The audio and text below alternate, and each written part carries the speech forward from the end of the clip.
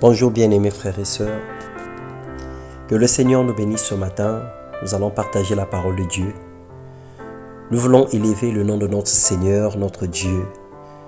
Seigneur, merci pour les 36 semaines que nous avons passées depuis le 1er janvier jusqu'à ce jour. Nous avons eu des mauvais jours, nous avons connu des moments difficiles, mais aussi des bons.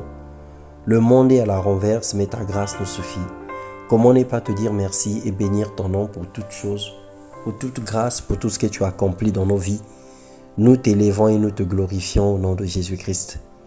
Ce matin, nous allons partager la parole de Dieu comme tous les jours. Et le thème de notre méditation, c'est le pré-bilan. Parce que il nous reste 16 semaines pour terminer l'année. Et nous voulons aujourd'hui faire un pré-bilan. Nous voulons réfléchir et nous pencher sur la question pour pouvoir préparer ce qui reste à faire pour terminer l'année. Dans Néhémie, le chapitre 1, le verset 4, la première partie, la Bible déclare « Lorsque j'ai entendu ces choses, je m'assis, je pleurais, et je fus plusieurs jours dans la désolation. Je jeûnais et je priais devant le Dieu des cieux. » Néhémie avait constaté une situation difficile dans sa ville, dans son pays. Il avait constaté une situation malheureuse et il a pleuré, il a jeûné et il a prié le Seigneur pour avoir une orientation et savoir comment est-ce qu'il allait se comporter pour pouvoir aider son pays. Chaque nouvelle année, principalement le 31 décembre, ou après même le 31 décembre, donc les premières semaines de janvier, nous faisons des plans et projets pour l'année nouvelle. Demandons des choses à Dieu, faisons des concessions, se repentons, proclamons les choses positives pour notre vie. C'est normal, c'est bien tout ce que nous faisons.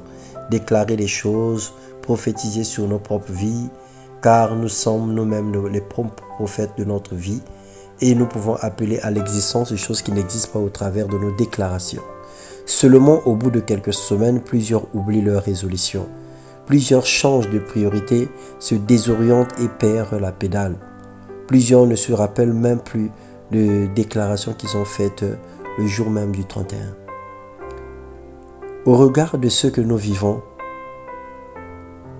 oublions leur compromis avec Dieu. Plusieurs, j'allais dire, se désorientent et perdent la pédale. Oublions leur compromis avec Dieu et passons le témoin au murmure, aux larmes et plaintes, voire même un saut vers les choses du passé et le désespoir. Et donc, au regard de ce que nous vivons et du temps qui reste pour finir l'année, où en sommes-nous avec nos résolutions? Qu'est-ce que tu avais dit à Dieu en début de cette année? À quel niveau es-tu arrivé aujourd'hui?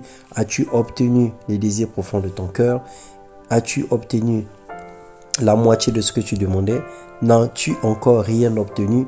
C'est à toi de faire le pré-bilan pour voir qu'est-ce qui ne va pas. N'attends pas la fin d'année pour regretter tout ce qui s'est passé parce que le Seigneur est le maître des temps et des circonstances. Il est capable de changer les choses pour les jours restants pour terminer l'année. La Bible déclare que lorsque vous pécherez, je vous disperserai parmi les peuples.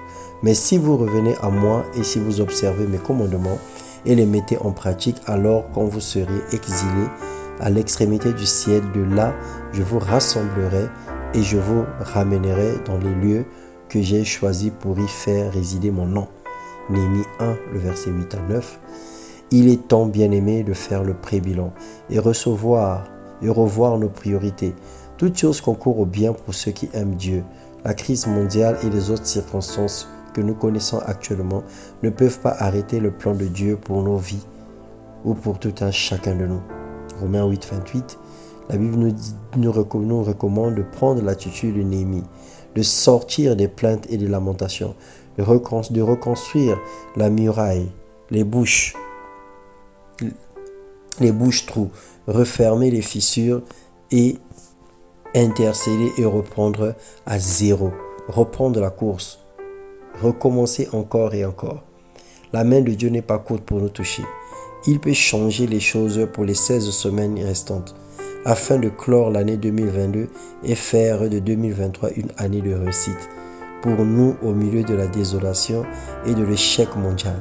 quel que soit ce que le monde est en train de vivre, quel que soit ce que le monde est en train de traverser.